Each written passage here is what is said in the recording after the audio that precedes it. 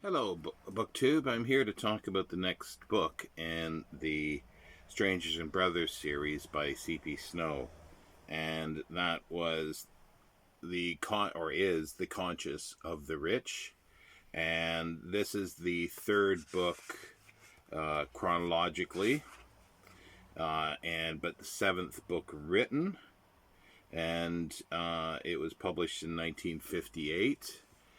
Now, as I mentioned before, while this is sort of a chronicle of from basically World War One, 1914 to 1970, give or take, and told through the eyes of Lewis Elliot, the main character, and his rise through from childhood through adulthood and through society and various jobs and the people he meets, the friends, all through his sort of lens and his interpretation of what's going on.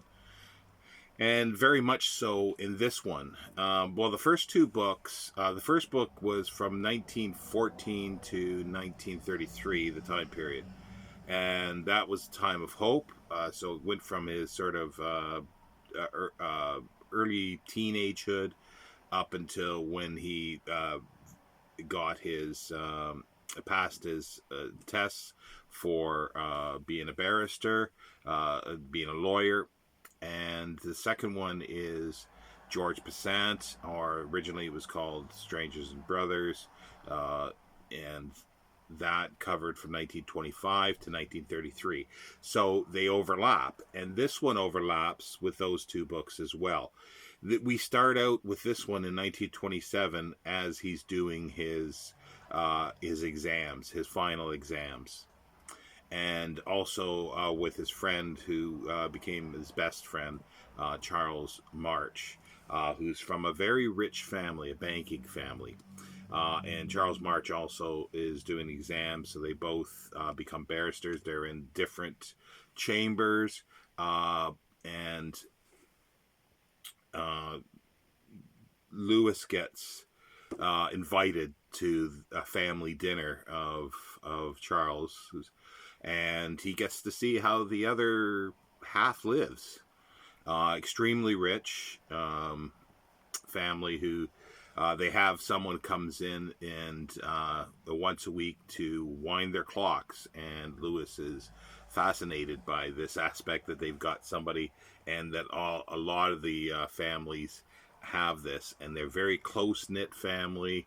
With the larger family as well, they stick together. They marry within each other. They're a Jewish family, and Charles has become a lawyer, but he's not happy with that, and he decides to stop being a lawyer, and he takes a little while to figure out what he wants to do, but he wants to become a doctor, and this infuriates his father. Um, and his father doesn't really want to talk to him anymore. And plus, there's he marries a woman that is sort of relation wise, like, I mean, it's connected to the family, but she's a Gentile. She's not Jewish, so that's a bad mark on Charles from his father's point. And he also marries a woman who's more or less a socialist, and works for a newspaper that purports for socialist views and any scandal of the rich, and that becomes part of the conscience of the rich of this as well. So Lewis is party to this. He counsels, legally at times, the March matriarch, and the father and the sister of Charles. He becomes basically ensconced in their family, like another part of the family to a certain extent, that the father and everybody trusts implicitly. Um, and he sees all the squabbles that go on. The petty squabbles at times, and the father just does not like the socialism that's happening, the early 1930s socialism at all. And he more or less disowns his son. But there is a scandal that's been dug up about his brother, who's an MP or in the government, um, as well as Lewis's sort of mentor, that then mentored him through at the chambers where he's now practicing as a lawyer. And Lewis investigates this, and he finds out it's this newspaper that Charles's wife works for, but she will not intervene to try to get this stopped.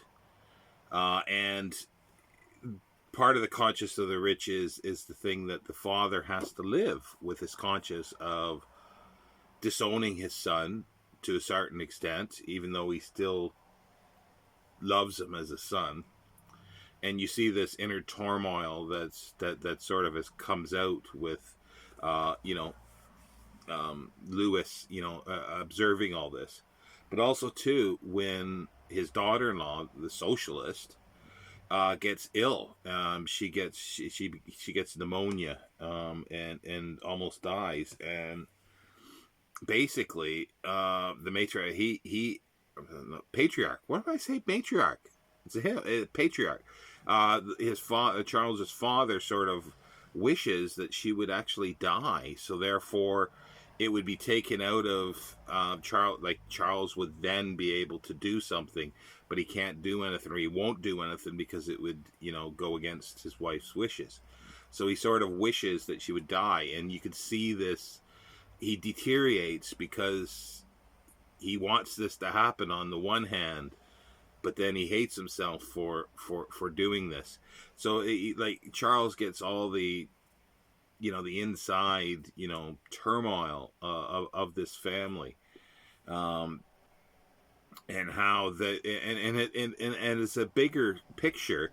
It's sort of the reaction of the rich to the socialism of the late 20s and 30s that was happening in England. And the rich family, the banking family, and then the like Getlef is Lewis's mentor at the chambers, and he just sort of is fast and easy with money, in the sense of he thinks that he's entitled. These are entitled people. So yeah, and I find it fascinating because it's not just going into the surface of things. It's going fairly deep at times, like digging into questions of how people do things, their reactions to things.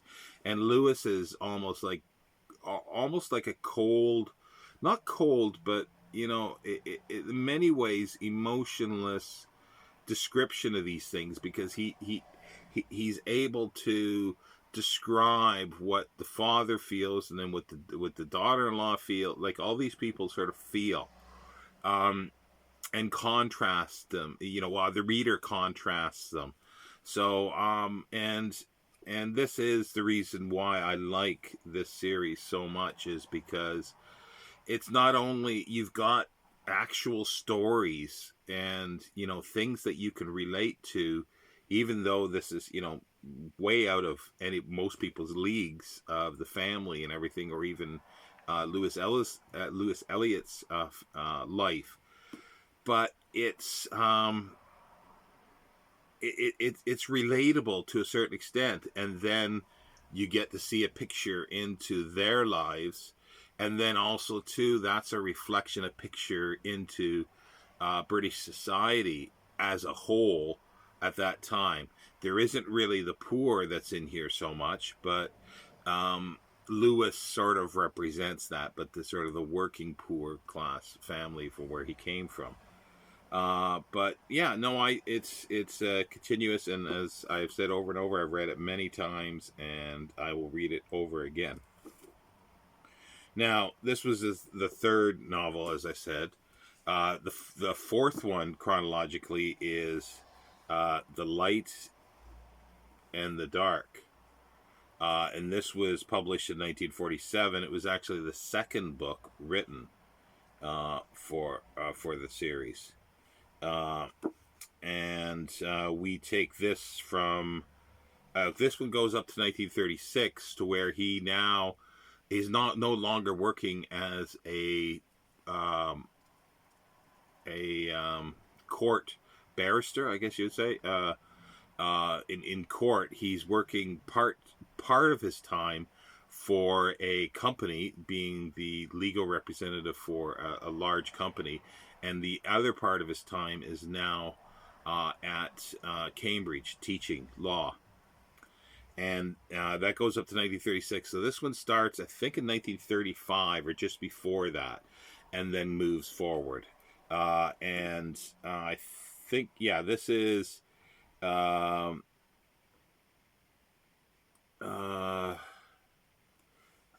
yeah, it's set at Cambridge. So this is the first. It's set at Cambridge. Is the first book that's about Cambridge. So as I say, each one takes a storyline and takes the events over however many years or a year for that event to play out.